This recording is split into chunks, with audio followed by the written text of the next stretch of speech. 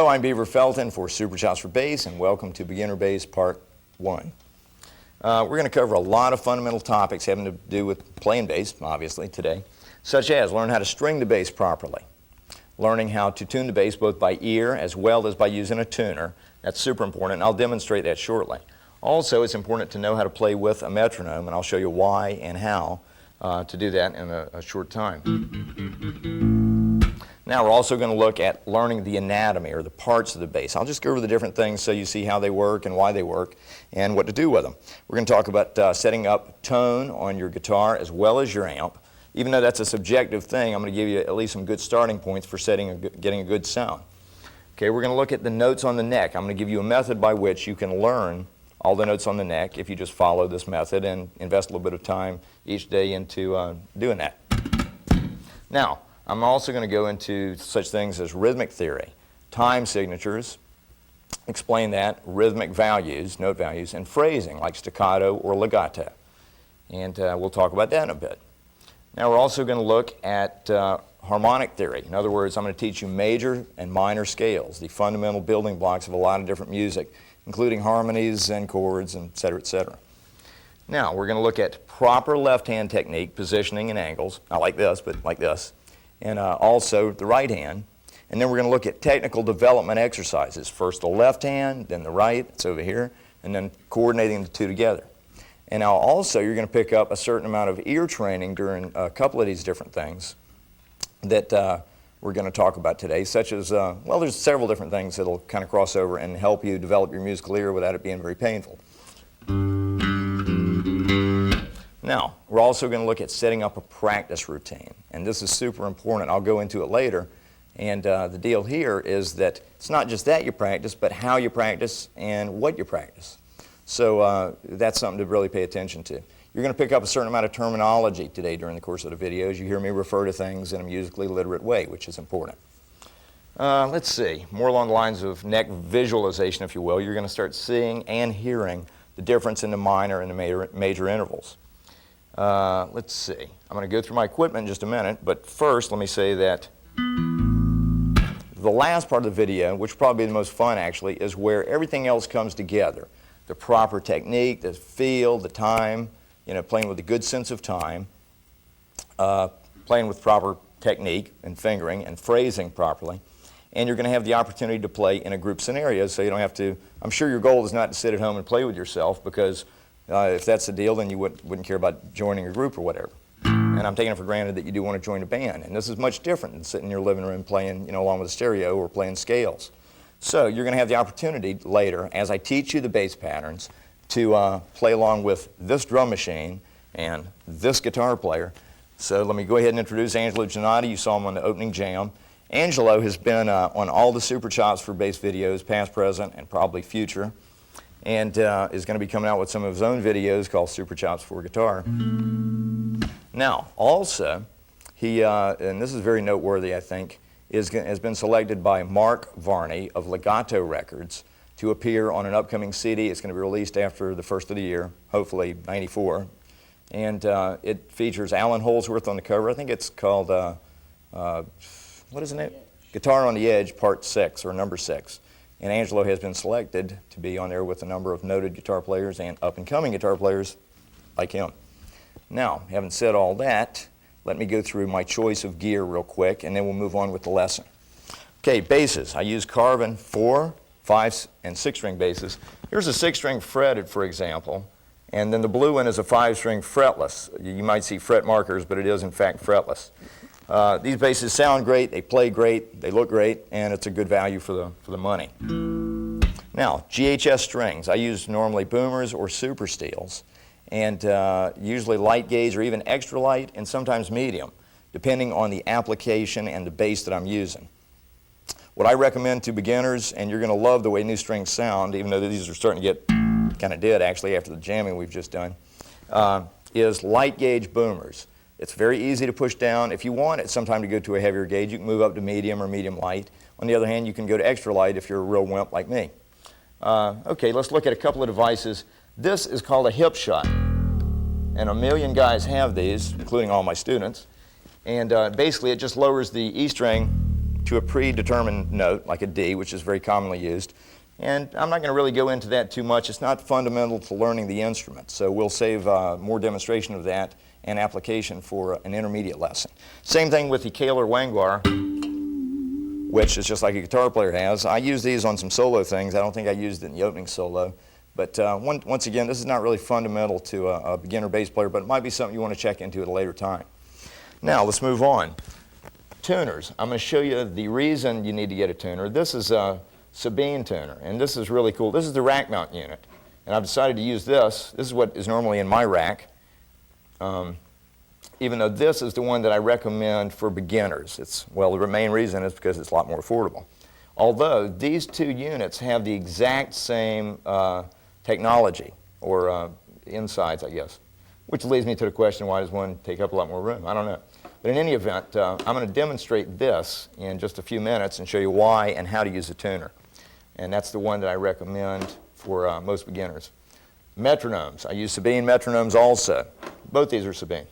Now, as far as effects, which I use, and once again, this is the kind of thing you might want to look into soon, but it's not rudimentary as far as something you have to have as a beginner. But once again, a lot of my students end up getting this the same unit. It's by ART. It's called the Night Bass. That's the studio edition, and it's got a billion great sounds in it. Okay, now as far as amplification, obviously, I'm using carbon, and I use a number of different setups depending on the application and the size room. Here I'm using, this is something relevant to you, and I'm using a Carbon Combo 150. Now this bad boy is like a mini brute, that's what I call it. It's like 150 watts RMS, very small, a 10-inch speaker, which is 200 watts, got a state-of-the-art preamp, which I really like, and this thing will fool you. It gets real loud, real clean, and produces a lot of low end without distorting or anything, and it's just a great value. It's like $300 or something like that. Now it's also available over here behind the blue bass, and it's the same preamp and everything, but it's in a slightly larger case because it's got a 15-inch speaker, which is good for like a little bit more low end. I actually prefer the 10 personally. There's about $80 difference, something like that. Okay, on part two, I'm going to show you a cool kind of option that you have with either one of these, and that's that it will push an additional speaker cabinet, so you don't really grow out of it. And let me just say as a final note, these things, unlike, I have so many students that come in and they have like a small 40-watt practice amp or something, and it doesn't sound good, and it doesn't sound loud, and it distorts, and et cetera, et cetera. And this is something you're not going to grow out of. So I really recommend this to anybody that's interested in that kind of sound quality and not something they're going to grow out of shortly. Okay, having said all that, now let's move on to the next section.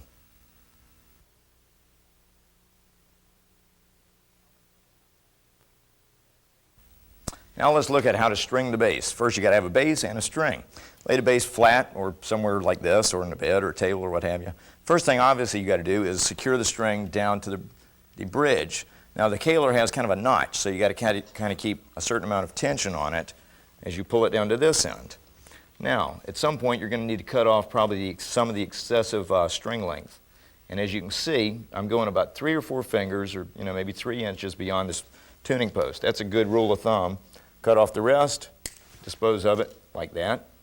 Now, if your tuner has the tuning post has a hole, which it will, either vertical or horizontal, depending on it, put it in there, then wrap it around. So always start at the top of the post and wrap downwards. After you get 1 or 2 wraps on there, use this finger to hold it in place, keep it from flying all over the place, and obviously tune the string up. Now, if you don't have perfect pitch, which I'm going to assume you don't, then you need to do one of a couple of things. The first thing you can do is, if you do have a tuner, watch the tuner. But now that I've got it tight, you can see that what I'm going to do is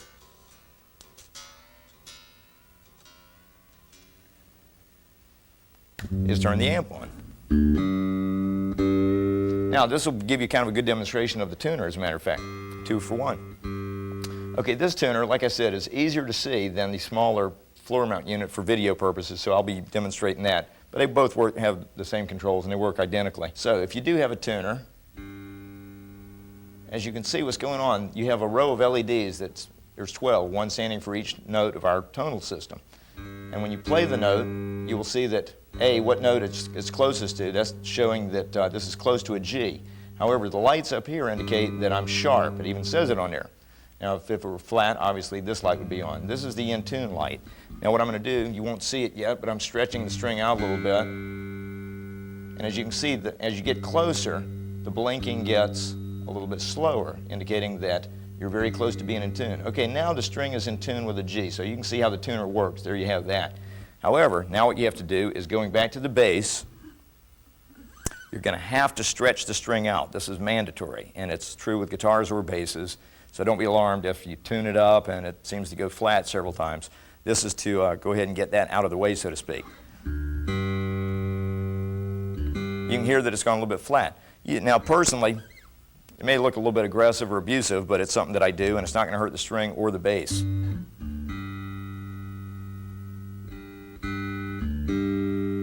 get it as close as you can to pitch. Now let's move on to actually tuning the bass, and that will do it for the stringing section.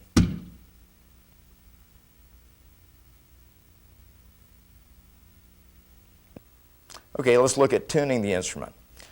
First, let's establish that your bass can be in tune with itself, but not tuned up to what's known as standard pitch. This is like an international, worldwide type standard tuning, where A440 means an A note is 440 cycles per second. Don't get too carried away with that technology thing. But now, so let's look at first the good and the bad things about having a tuner. You've got to have a tuner, no matter what, even if you have perfect pitch. The good things are it allows you to tune quickly, precisely, evenly, even without a sound coming out of the amp if you want, with a minimal amount of fuss. And especially if you got four guys tuning at the same time, it could be havoc. So that's the good thing about a tuner, especially in a studio or live. You want to tune up real quick and real precisely. The bad thing, and I've seen this with some beginner students who've even been playing for a year or two, is that they become reliant, or if you will, addicted to the tuner, and they can't even tune their own instrument. And I really hate to see that. Of course, there was electricity when I came up, but there was not these easy to acquire tuners. So I had to learn by ear, and it's kind of a good thing for ear development. So here, going back to the tuner, specifically the Sabine tuner, is a very cool feature which this tuner has, plus it helps your ear development. Now, all I'm going to do is press the function button, and what this is going to do is actually produce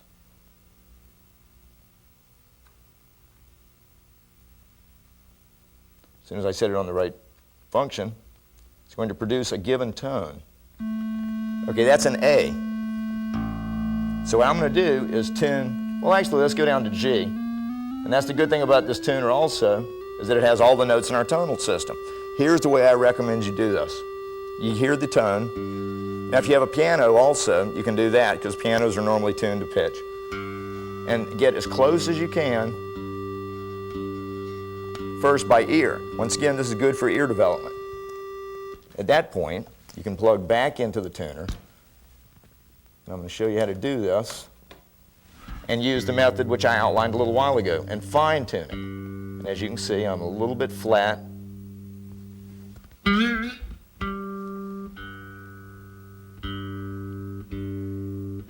you do that. Now, so once you've established that the G string is in pitch, then let's look at how to tune the D string to the G and then across the neck. The 5th fret, I'm just going to use an overhand technique just so you see exactly what's going on my left hand at this point. The 5th fret of the D should sound the same note, which is a G, as the open G string. Now with the right hand technique, if we can get a close-up of the right hand just for 1 second, I want to point out something. If you play the open G and then the D, you've got both notes ringing. You've got a reference tone. However, if you play it in the other order, you got the D and then the G, then if you're using a rest stroke, which I'm going to demonstrate in a few minutes, then you're going to come back and kill the vibration of the D string. So my sequence would be the open string, then the fretted one. So get it as close as you can by ear. Now if it was a little bit flat, okay, if it sounds like this, I would expect your ear to tell you something is amiss. Although at first, don't be concerned if you can't tell if it's flat or sharp. So get it as close as you can by ear and then consult the tuner. And once again, I'm checking my G string, then the D, Now, use the same method across the bass, all the way across, so that using the 5th fret of the A, and tune that string to the open D. Then, of course, obviously the 5th fret E string, tune that to the A. And there you have the tuning section. And that's the way that goes. Now, make sure that you're not tuning the one string, or playing one string, and turning the other key, because I see this on a weekly basis. Somebody's playing a G, and they're turning the D tuning peg, which is counterproductive. So just make sure that you're always turning the right one and tuning the wrong string to the right string, as opposed to the inverse of that, which is totally counterproductive.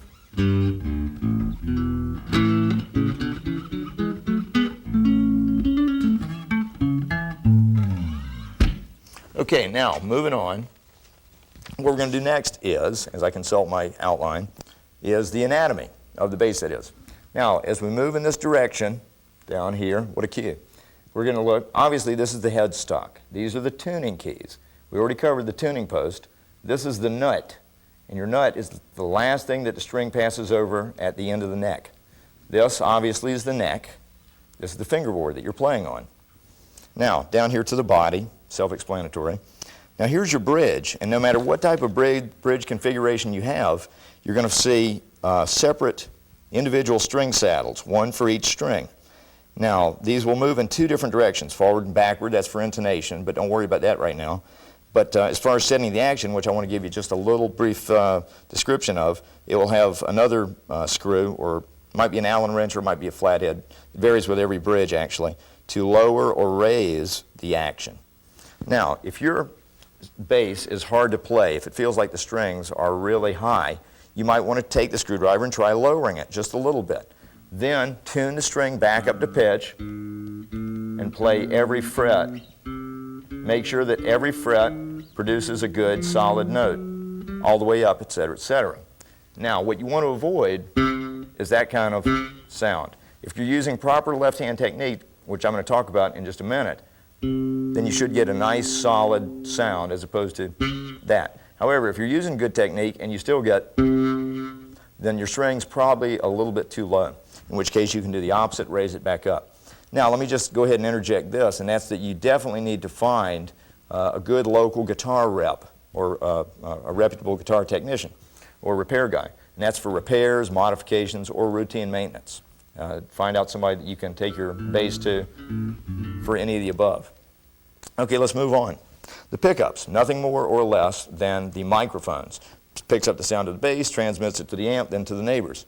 Now, tone controls. Let's look at a couple of different aspects here. A lot of basses will have a different configuration. If you've got like an old type of bass, like say a Precision, and all you have is a volume knob and one tone, I would suggest leave both of them full open, all the way up for the best sound. However, if you have active controls, such as this, okay, let me explain what, that's inoperative at this point. Here's an overall volume, self-explanatory. And it doesn't matter so much that this is all the way up on active electronics. It continues to have kind of the same sound no matter what volume you have. Okay, this is a pan control. And what it does is pan between the front pickup and the rear pickup all the way at the other side. I happen to like that sound for certain things. But as a place to start, you'll feel a notch right in the middle, and that's the key, which is both pickups on equally. So leave that in the middle, at least to begin with. Same with the bass control. That's the bass boost or cut. That's a lot of bass, that's no bass. You can hear it roll it in. Once again, a good place to start, rule of thumb, no pun intended, is right in the middle. You'll feel a little notch if this is the type controls that you have. By the way, let me also say that if you have an instruction manual, go ahead and read it and just make sure you know what knobs you're turning. Same thing with the treble control. That adds treble, and this cuts treble. And as you can see, there's quite a difference. Once again, leave it right in the middle. Personally, I'll boost normally a little bit of each, but if you turn both of them all the way up, you're going to get a certain amount of distortion. So there you have that. Now let's move on to the amplifier and the preamp section. Volume, once again, self-explanatory. Crank it as loud as possible. No, I'm kidding. Okay, the bass control. Now on the carbon preamp, which I really like, there is a bass boost button. I don't know if you can see it from your camera angle or your perspective, but I happen to like the boost that gives, and so I leave that in on all my preamps.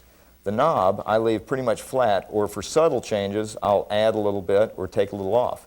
Usually in the middle is a good, once again, place to start. Now with the mid-range control, this has, like I said, kind of a state-of-the-art mid-range or preamp section, and consequently the mid-range is sweepable. This is known as a parametric. One of them actually sweeps the frequency in one direction that's low, mid-range, or upper range. And then this knob controls how much is it's boosted or cut. Now moving on to the treble side, you also have a knob as well as a treble switch. And I happen to like the sound, well, it kind of varies with the place I'm playing actually. But I usually leave everything kind of flat, maybe a slight boost on the treble knob. Once again, it varies. Now let me tell you the way to find out what the knobs and buttons do and what you like. Very simple formula. Turn knobs and push buttons. Simple as that. You know, you can read the owner's manual till you're blue in the face, but what you want to do is actually play and find out what these things do and what you like and dislike, and that's really the key to it. So experiment. Turn knobs, push buttons. Okay, let's move on. Now that we've gone over the anatomy and tone section, I'm going to go to the next section, which will cover neck familiarization, rhythm, and technique.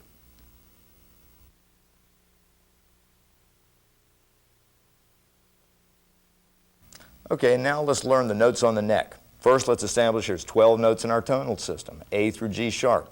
The 7 natural notes are A, B, C, D, E, F, G. Each one has a sharp and a flat, and as you're going to learn, every note's sharp is equivalent to another note's natural or flat.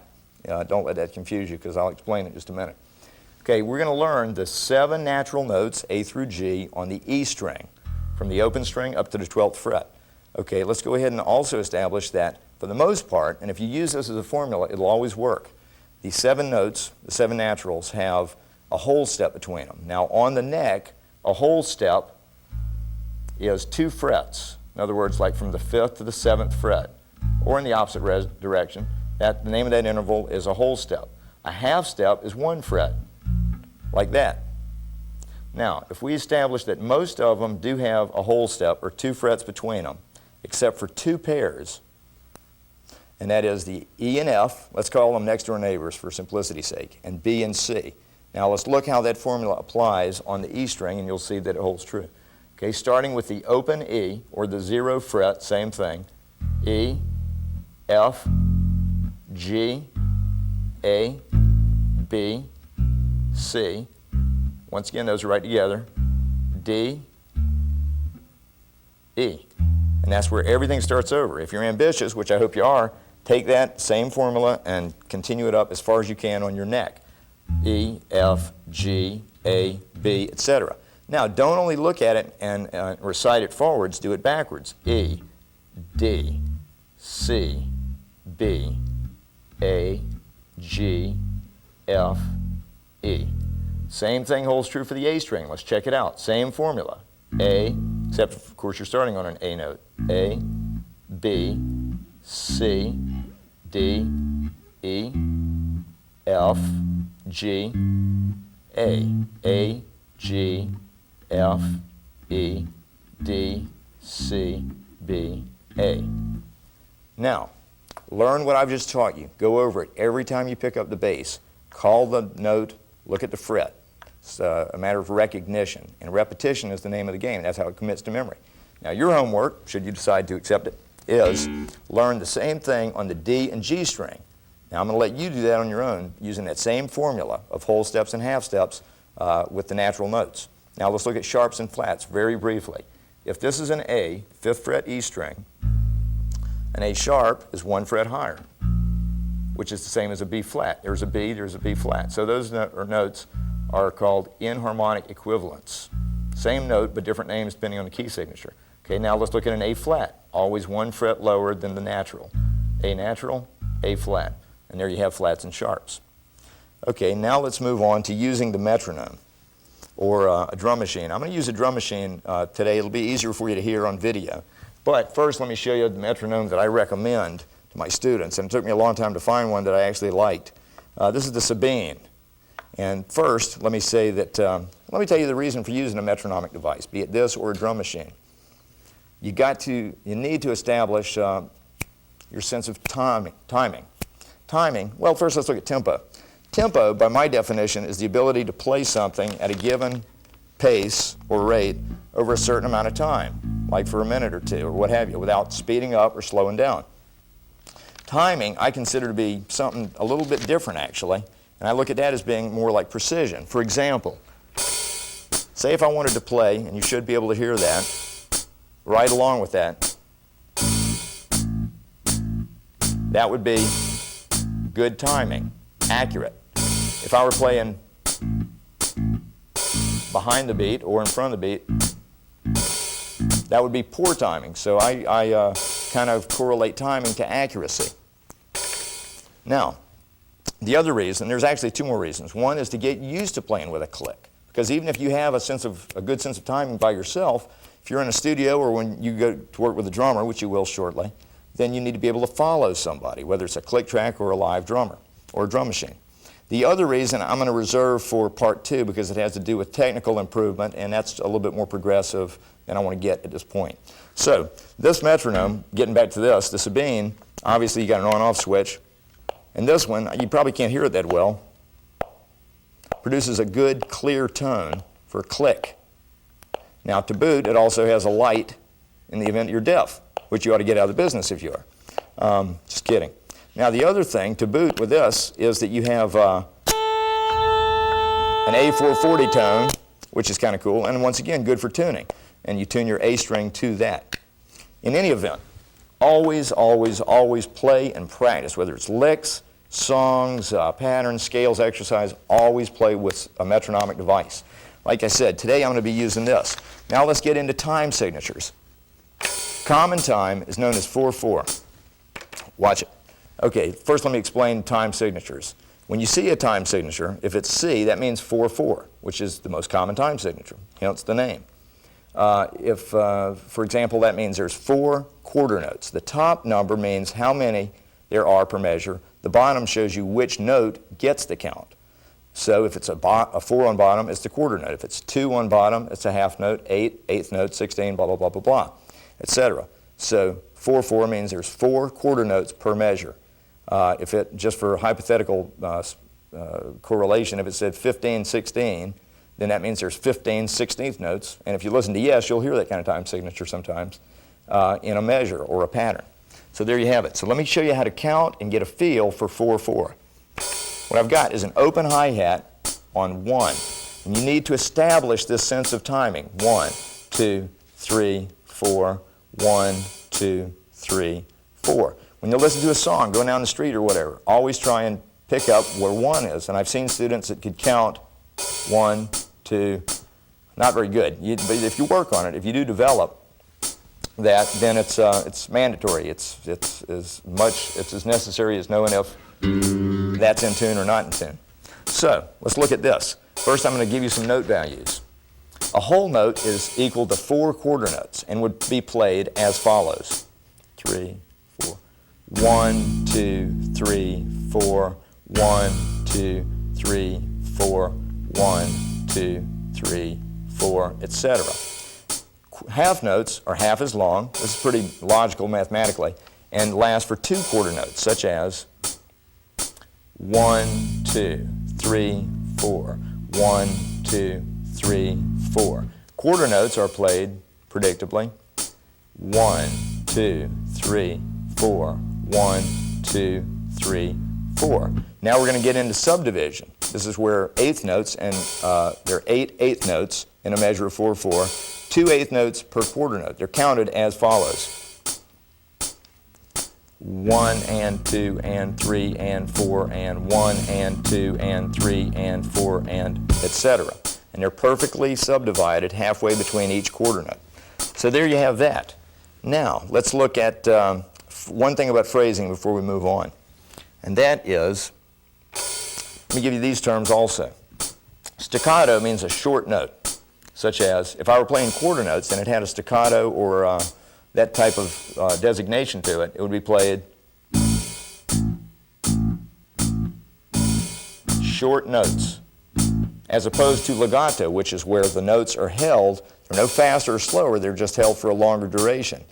Each legato note lasts until the beginning of the next note, such as 3, 4, 1, 2, 3, 4. Staccato, legato. And there you have that. Keep that in mind, and also when we get to the patterns later, and even some of the exercises which we're getting ready to do, then I'm going to ask for mainly legato playing, and that's real good for your left hand. Okay, now let's look at proper technique. First, the left hand. Keep your fingers always close to the neck. You don't want to be doing this type of scenario when you're fretting notes. That's not only goofy looking, it's a waste of movement. Now, when it comes to left hand technique, also you need to think about where your thumb is. Keep it basically behind the second finger. Now, you don't have to super glue it in that position or anything, but as a general rule of thumb, pun intended, that's the way it goes. If my neck were invisible, you would see something like this. Now, let's also establish that you need to put it in the middle of the back of the neck. In other words, you don't see it peeping over the top. You don't see this, and I do see beginners do that. That's a no-no. Keep it, for the most part, in the middle, which is about right there on the back of the neck. Occasionally, you'll see me do something, where that requires that for me to violate that rule, but for the most part, leave it right in the middle. Okay, so let's look at left hand development as far as strength and endurance of each finger. If you have a metronomic device, which I urge you, if you don't have it, put the video on hold, go down to the store and get one.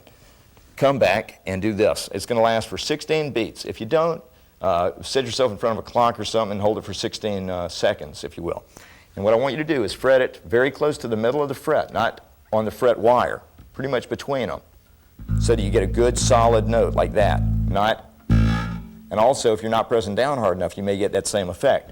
What you're going for is a good quality sound. And you're going to play legato. Hold your finger down for the entire 16-beat sequence, such as, and be sure to count.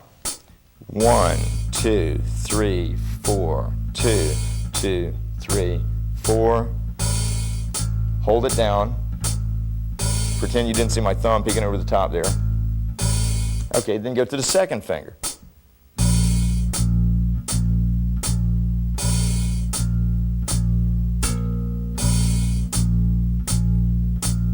Hold it down real tight. Now, as you can see, that was for like 16 beats.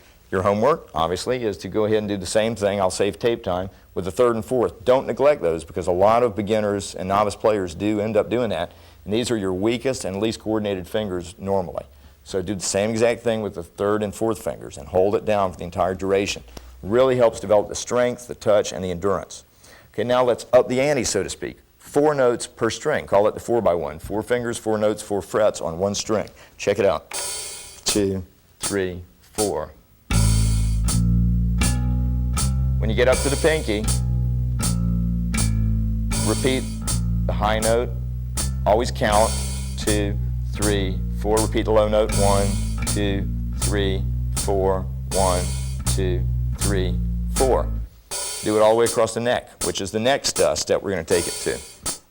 Now, the 4x4, which is what we're expanding it to, and this is the entirety of the exercise, is going across, doing what we just did, then changing strings. Once again, this gets you used to skipping across strings. Okay? 2, 3, 4, 1, 2, 3, 4. Fingers close to the neck. Repeat the high note.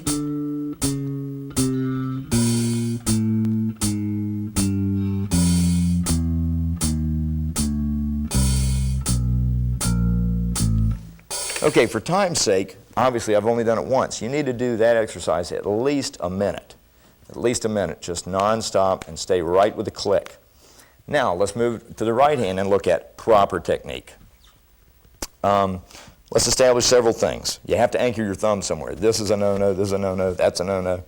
My suggestion is the pickup. It's for stability and also as a rest, used as a backstop in the rest stroke, which I'm showing you right now.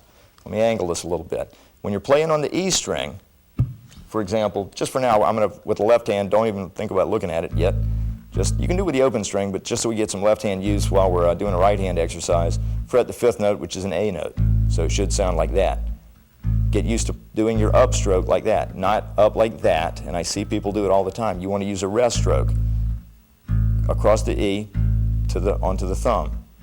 Okay, when you move over to the A, it comes to rest against the A, or the E string rather. Two reasons. One, it keeps you from moving just, all over the place, acts as a backstop. More importantly, it also keeps the E string from ringing unwantedly. Now, here's the floating thumb theory. Whoa, there it goes. Okay, when you go down to the D string to play, your thumb should float from the pickup down to the E string. Please do this, because otherwise you're going to be haunted by noise like that, which is definitely unnecessary and unsatisfactory. So you can see I'm playing the D string, coming to rest against the A. The thumb is covering the E. When I move down, float the thumb again.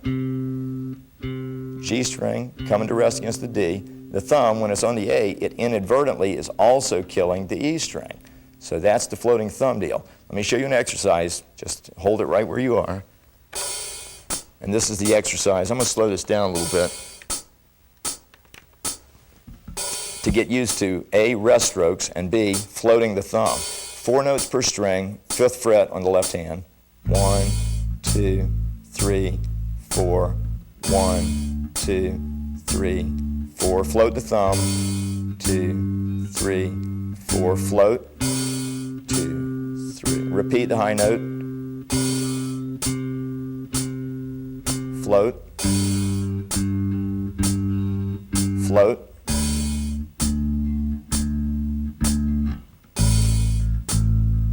Okay, do that for at least 1 full minute. Then take the second finger, same thing, real quickly. 2, 3, count. 1, 2, 3, 4. 1, 2, 3, 4. 1, 2. Float the thumb. Float. Repeat. Float.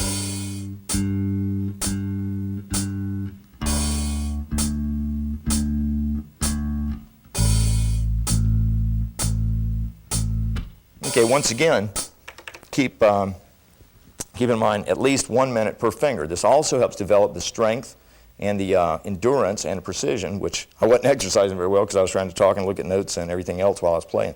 However, always count and make sure you're right with the click. That's an absolute.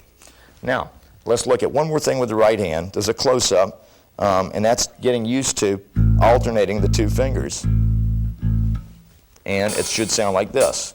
Don't worry about the speed. Worry about making the notes sound the same. What you don't want is unevenness, timing-wise, like you don't want that. You want real, even, right with the click, and you want them to sound the same, as opposed to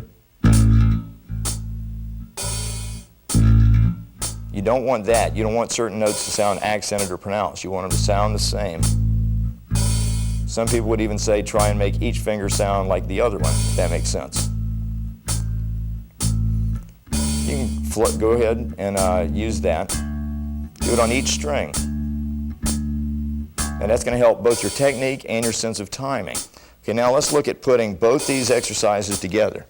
Okay, so we're going to do the 4x4 with the left hand. I don't know if you're going to be able to do a close-up of both hands, but ultimately here's what you're going for. Proper fretting technique with the left hand, long notes across the board, and always alternating the fingers of the right hand in this exercise. Now, there will be some licks or patterns where it's not necessary to alternate the 2 fingers. So there's some violation to this rule. It's not like an absolute all the time. But this exercise, yeah, it's absolutely, it's not imperative, but it's productive if you go ahead and alternate. So let's look at the 4x4 using proper technique all over the place. Left hand, right hand. And that tempo is probably okay for you guys. 1, 2, 3, 4.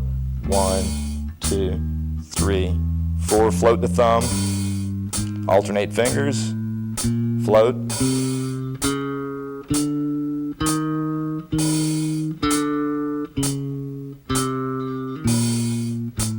Getting a little bit of fingernail in there. Float the thumb.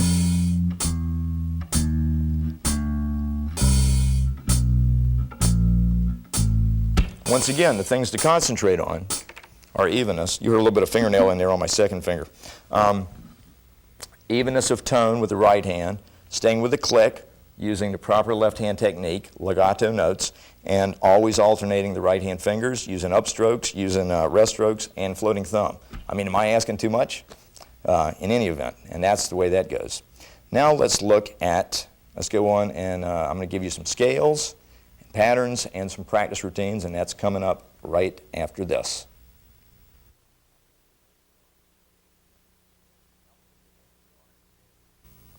Now let's look at the major and minor scales.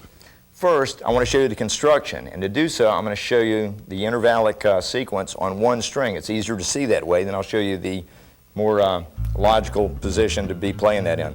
A major scale, no matter what key it's in, always goes like this. Root note, whole step, and let me show you on the neck here. Root, whole step, half, whole, whole, whole, half. The more you do this, and go back down to, I want you to get used to hearing the tones. And it's good to memorize that. Whole, whole, half, whole, whole, whole, half. Now let's look at the proper fingering for the, this is a pretty standard fingering for the major scale. So if you look at my left hand, you'll see exactly what fingers and frets I'm using. Here it is one time through.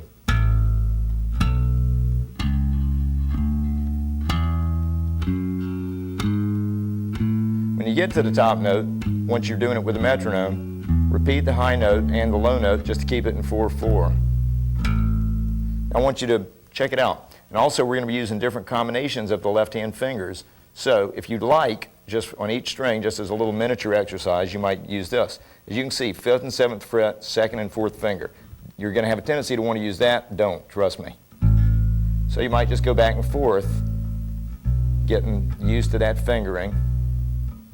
Over on the A string, we're using frets 4, 5, and 7, using fingers 1, 2, and 4. Skip a finger, skip a fret. Here we go. Go back and forth.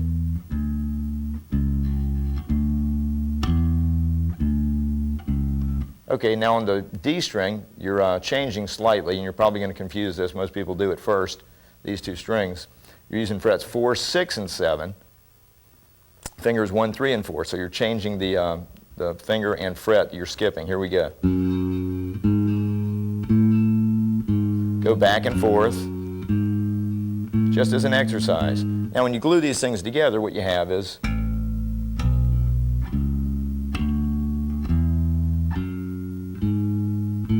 now let's talk about intervals. Keep looking at the left hand, and I'm going to point this out to you. Like I said earlier, an interval is just the name given to identify the length, or rather the distance, between two notes. And not by chance, there's 7 notes in a major scale, 1, 2, 3, 4, 5, 6, 7. The 8th note is just the octave, so it's not a different note. It is a different pitch. That's an A, that's an A 1 octave higher. Now, the name or the number in which it appears, boy, this is convenient, happens to be the name they've given the interval. For example, a major third is the 3rd note from a major scale. 1, 2, 3. Let me see if I can get a little bit better camera angle here. 1, 2, whoa, 3. The major second is the 2nd note from a major scale. Okay, the 4th is like this, 1, 2, 3, 4. Now you're going to get more and more used to hearing the intervals the more you play them, and also seeing them on the neck. A 5th, 1, 2, 3, 4, 5. Obviously, known as a perfect 5th, perfect 4th. Those do not have major and minor designations. Now the 6th, 1, 2, 3, 4, 5, 6 is there, and this is the major 7th. Once again, very, very logical and very mathematical. Okay, now let's look at the minor scale. First, I'm going to go over the construction. Once again, just doing it in a very linear manner on the E string. Check it out. Root, whole step, half, whole, whole, half, whole, whole. Going in reverse.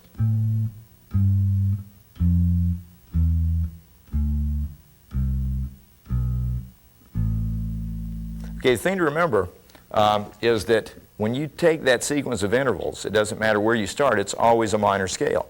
With the major scale, for instance, whenever you use that same shape, say you move up to a G note, just as an arbitrary place. Back to the major scale. It's always a major scale when you use that fingering. What dictates what major scale is the note you start on. Consequently, that's a G major, D major, etc. Now, let's look at the minor scale, a left-hand fingering that I suggest for that scale. And here we have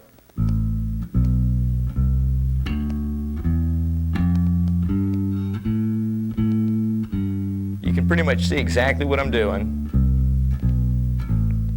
but in the event that you can't, using fingers 1, 3, and 4 on frets 5, 7, and 8. Same thing on the A string, the last two notes. Now let's look at the differences in the major and minor scale. There's only 3 notes that are different. The third is different. We have a C there as opposed to a C sharp, which is the major third. So that's a minor third. Root, second, minor third, perfect fourth, perfect fifth, minor sixth, minor seventh. And if you look at it, the minor seventh, like all minor intervals, is 1 fret lower than its major counterpart. And of course the octave is always the same. In the same way, if you move this shape around, say starting on an E, you've got an E minor scale. And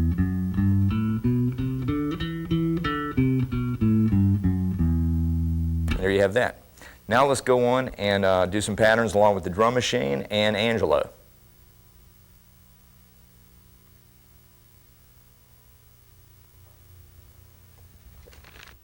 Now here's the patterns. The way I'm going to do it is this.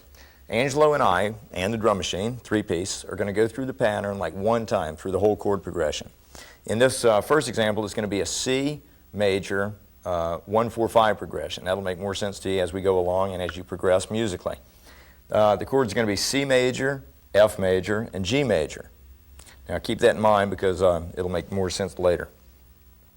And what this is, it's kind of an old shuffle type feel, and probably during your career you'll play this progression and maybe this feel a number of times. In any event, the method I'm going to use for all these play-alongs, as we'll call them, is you'll listen to us do it, once again, 3-piece, one time through the chord progression. After that, I'll show you note for note exactly what the fingering and the phrasing and everything is. You learn it, memorize it. Then when we come back, we'll do a longer version where I play through it the first time and you match me note for note. After that, the second and third time, I'm going to have my volume off and you're going to be playing along with the drums and Angelo. Now on the second one, what I might do is just turn my volume down so you don't hear any bass, but I might go ahead and finger it just so that if you are playing along, this will give you like visual reinforcement, if you will. The third time, I might even go and get a hamburger or something, and so the ball will be in your court, so to speak, and I want you to watch Angelo on the third time through, and go ahead and, if you can, get a feel for what the guitar chord looks like, you know, or the position of the neck as you're playing through the pattern. But your ear ought to tell you if you're in the right place or not. In any event, here's the pattern.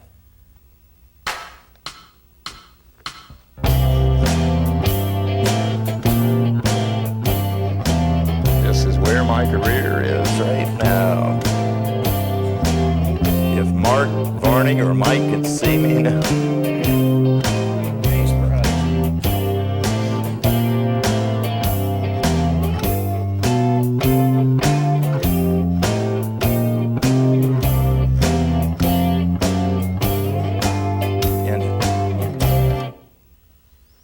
Okay, here's the pattern, note for note. First, keep in mind we're operating out of C major, and with the exception of one note, it'll be out of the C major scale. So if you want to think about that shape on the neck, once again.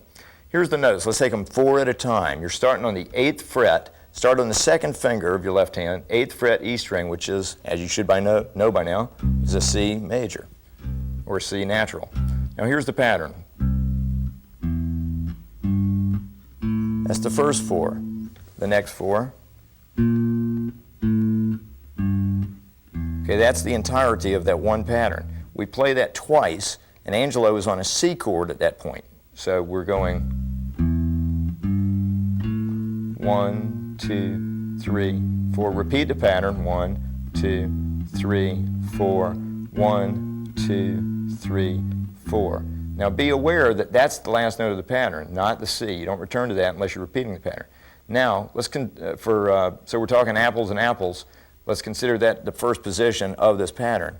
At that point, move over to the second position, which is where we're doing the same exact thing, except over on the A string, same shape. So let's look at it like this.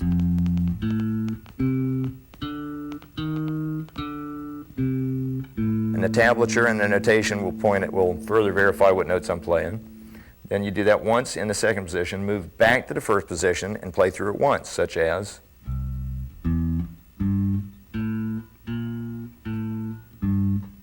we're going to move up to what we'll call the third position of this entire sequence. And Angelo is now playing a G chord, just for your sake of knowing the correlation between the pattern and the chord. G major, and here's the 4-note walk-up. Slide down, that was the 10th fret, slide down to the 8th fret, back in the second position, 4-note walk-up, same shape. And then back to position 1 for you might call it a 4-note walk-up to this. Then we're going to end on the G for 4 notes. And that's the entirety of the entire pattern, the completion of it. Now, let me say this about that. Keep in mind that you need to play legato, in other words, long notes, not go ahead and where each note lasts until the beginning of the next note. Twice there, once there. We already covered the positions. So now I'm going to do it this way, like I outlined a minute ago. We'll play through the entire chord progression 3 full times. The first time you'll hear the bass. The second and third times you will not hear the bass, and they'll be panning back and forth probably between my fingering on the second time through and Angelo's guitar chord work. On the third time it'll be all Angelo and you're going to be playing the bass. So now let's look at the longer version. Here we go.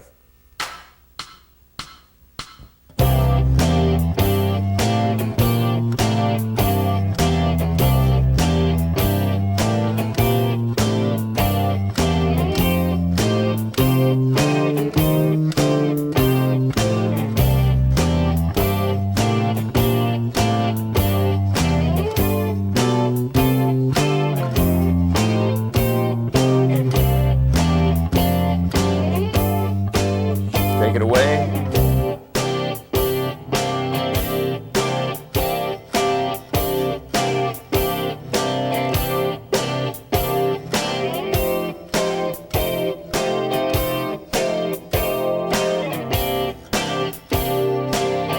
Legato notes.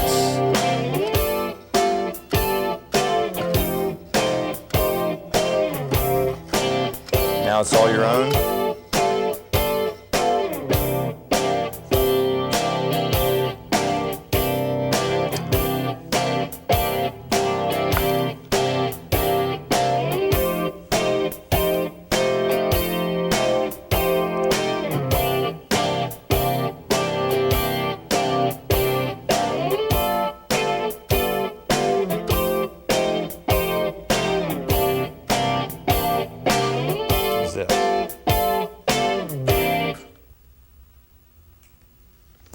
Okay, now let's go to pattern number 2. Whereas we were in C major and playing straight quarter notes on the first pattern that we just completed, now we're going to go to an even harder type thing. And we're going to be playing 8th notes. Now the tempo is not going to be tremendously fast or anything, but this is going to be more of a rock feel, and it's going to be out of the key of A minor. Now Ange is not going to play such pretty chords. This will be a little bit more crunched out, a little bit more distortion. And all the notes, this is known, a lot of times people will refer to this as pumping 8th notes, where it's a simple pattern in that there's not as much movement as there was in the beginning. We're playing right off the root notes of the power chords that Angelo is going to be playing. Now, if you're a rocker, this is super important that you keep the tempo and the feel, even as simple as it is, you're supporting, along with the drums, that driving 8th note type of progression. So let's go on and do it in just a second. Let me just point out that please pay attention to my left-hand fingering. A lot of people, once again, based on years of experience, will want to favor certain fingers. And what I want you to do is pay attention when I go through the note-by-note explanation of this pattern to the exact fingering I'm using. And with that, let's go ahead and do the pattern.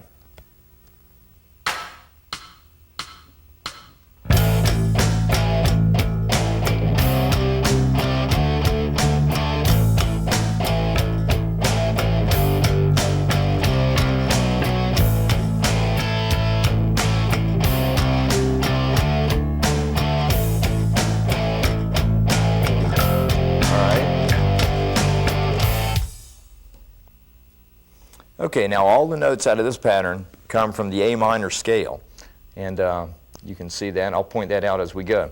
However, we start on the A. I'm going to break this down to 4 segments for this entire chord progression. The first one, and you're pumping eighth notes throughout the entire pattern until just part of the end, actually all the way through the end. The first one is 8 notes to be played on the A note, then 4 on the C and 4 on the D. That's going to sound like this, and I'll go ahead and count it as eighth notes. So 1 and 2 and 3 and 4 and 1 and 2 and 3 and 4 and. That's the first quarter. The second quarter is 8 on the A note, 4 on the G, slide over, 4 on the C, 4 on the B. So here we go. 1 and 2 and 3 and 4 and 1 and 2 and 1 and 2 and. And once again, pay attention to the fingers. Okay, the third section is a repeat of the first. Just to be real thorough, I'll go ahead and go through that again. 1, 2, 3, 4, 5, 6, 7, 8. 1 and 2 and 1 and 2 and. Okay, and then finally, the fourth quarter of this pattern is simply 8 on the A, 4 on the F, 4 on the G. Once again, pay attention to the left-hand fingers that I'm using. And that's going to sound as follows. 1 and 2 and 3 and 4 and 1 and 2 and 3 and 4 and. Okay, pay attention to this too. You may have detected a different sound that I was getting. Whereas in the shuffle pattern, I was attacking with the right hand a much lighter touch, so to speak. Whereas in the second pattern that we just did, what I'm doing is using a little bit more attack on the right hand, a little bit more movement. If you look at my right hand, you'll be able to see. And that's so I can get a little bit more of that fret growl that actually is part of my sound, and many bass players' sound for that matter, that's used more in heavy metal, where you might use, some people use a pick. I just change my attack for the changing of the sound. So that's something you might want to at least keep as a footnote for further reference later on. Okay, now we're going to go ahead and do the long version as follows.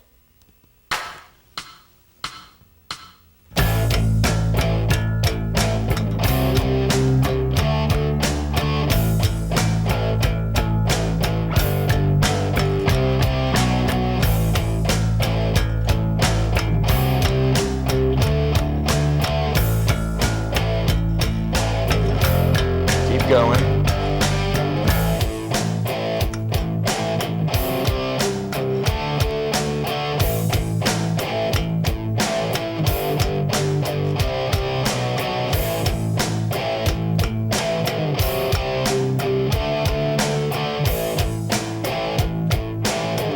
Keep going.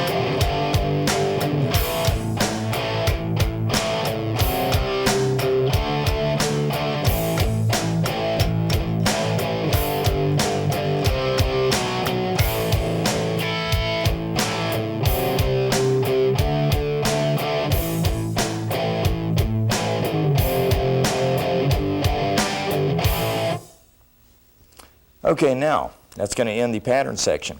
I have one more segment I want to go through, and that's going to wrap it up.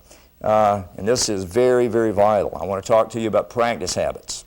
One, let's establish you got to practice. That's a given.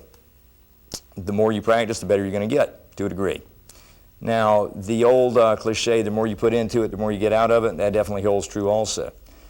Second, you've got to practice consistently. For example, 30 minutes a day or 60 minutes a day every day is far better than Monday for 60 minutes, 10 minutes on Tuesday, 30 minutes Wednesday, scattered Thursday, none on Friday, 10 hours on Saturday, etc.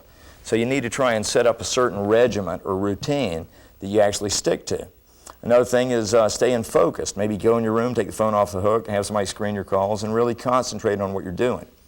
Now, the third thing I want to address is this. When you go to practice, please don't make the mistake, which many people do, of just practicing the favorite, licks or the most fun parts. Everything that we've covered today I consider to be very important and vital to your development, and I can guarantee that, and I guarantee that if you overlook some of it, you'll later look back and say, gosh, I wish I'd spent more time on neck familiarization or this or that. So, as a suggestion, let me just give a possible outline for your practice routine. When you pick up the bass, tune it. That's going to be good for your ear development.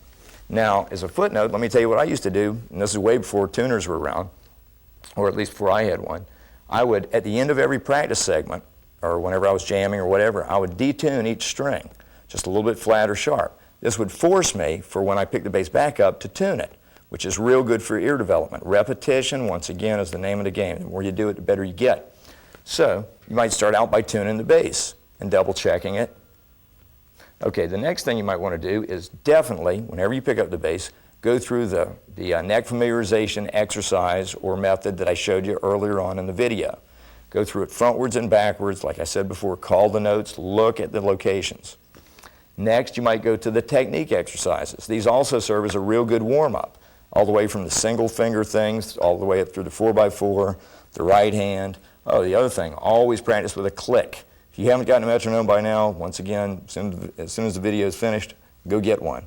And better yet, at some later point, get a drum machine, which is even cooler.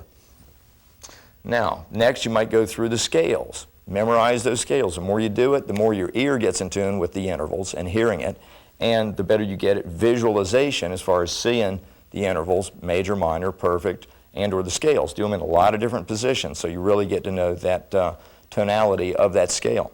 And last but not least, certainly go through licks or patterns, just like the ones we just did, and or any other things that you've learned, such as licks, other scales, modes, exercises. There's a glut of information out there, you know, everything from Bass Player Magazine. You have exercises and lessons in the back columns. So try and be a sponge. Learn as much as you can about this instrument, and it's going to pay off in big-time dividends. Okay, having said that, that is going to wrap up the video.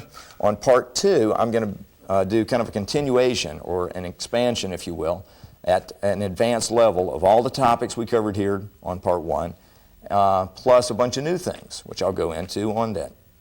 Now, having said that, that's going to wrap it up. Once again, I'm Beaver Felton for Super Chops for Bass. Practice hard, don't do drugs, good luck, and I'll see you on part 2.